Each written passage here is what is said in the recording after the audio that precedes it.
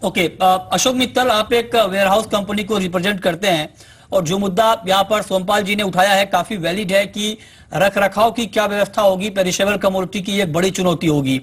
जो देश में फिलहाल वेयरहाउस के हालात हैं, कई बार ऐसी खबरें आती हैं कि अनाज काफी ज्यादा है और रखने की व्यवस्था नहीं है।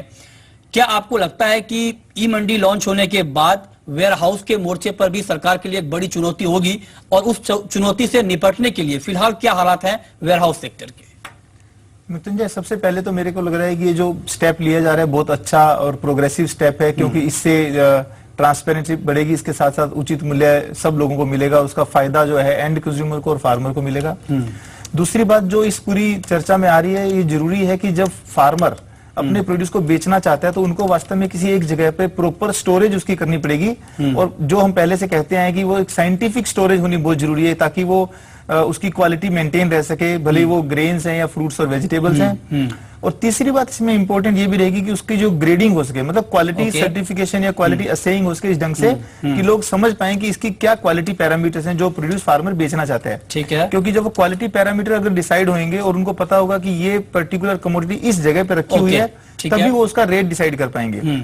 मेरा ऐसा मानना है कि इन पूरी सर्विसेज के लिए, चाहे वो स्टोरेज और वेयर हाउसेज बोले या क्वालिटी असेसिंग बोले, प्राइवेट सेक्टर इसमें काफी इनोवेशन कर रहा है। मतलब हमारी अपनी कंपनी भी काफी सारे इसमें इनोवेशन कर रही है ताकि फार्मर्स को उसका इनफैक्ट बेनिफिट मिल सके। ठीक है, और जब ऐसा होगा तो डेफिनेटली खरीदने वाले को बहुत एश्योरेंस रहेगा कि ये जो स्टॉक है, जो कमोडिटी रखी हुई है, वो एक पर्टिकुलर वेयर हाउस में रखी हुई है और उस पर्टिकुलर वेयर हाउसिंग कंपनी के वेयर हाउस में रखी हुई है, तो उनका जो उस पर ट्रस्ट है उस बेसिस पे वो लोग बीड कर पाएंगे, परचेज कर पाएंगे। अशोक मित्तल, क्या ई मंडी के लिए कुछ प्रस्ताव सरकार की तरफ से आप लोगों के पास आया है वेयर हाउस के लिए?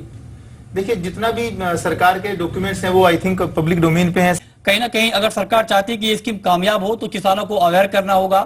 क्या आपको लगता है कि एक बड़ी चुनौती होगी? मैं ऐसा समझता हूं कि आजकल जितनी भी नई टेक्नोलॉजी प्लेटफॉर्म्स आ रहे हैं वो काफी एडवांस हैं, जो आप सिर्फ लैपटॉप या कंप्यूटर पे नहीं बल्कि मोबाइल फोन पे भी यूज कर सकते हैं जी। और दूसरी बात, जो किसान है वो काफी समझदार है इस मामले में। अगर उनको खुद से ऑपरेट करना नहीं भी आएगा तो वो अपने जो दूसरे लोग हैं, जो उनके साथी संगी साथी, उनसे उसको उपयोग करवा सकते हैं, जो वो पहले भी करते रहे हैं। जैसा ये वायदा बाजार वाला एग्जांपल है कि वो रेट ट्रैक करते हैं, उसी तरीके से वो ये जरूर देख लेंगे कि कौन कौन सी मंडीज में क्या, कौन सी वैरायटी का क्या रेट चल रहा है। ओके, और सैंपल देखने के बाद में वो मेरे ख्याल से बहुत अच्छा रेट डेफिनेटली ले पाएंगे। वो ये भी बता पाएंगे कि हमारा माल इस पर्टिकुलर क्वालिटी या ग्रेड का है। ठीक है, चलिए final comment Ashok Mittal 10 second में।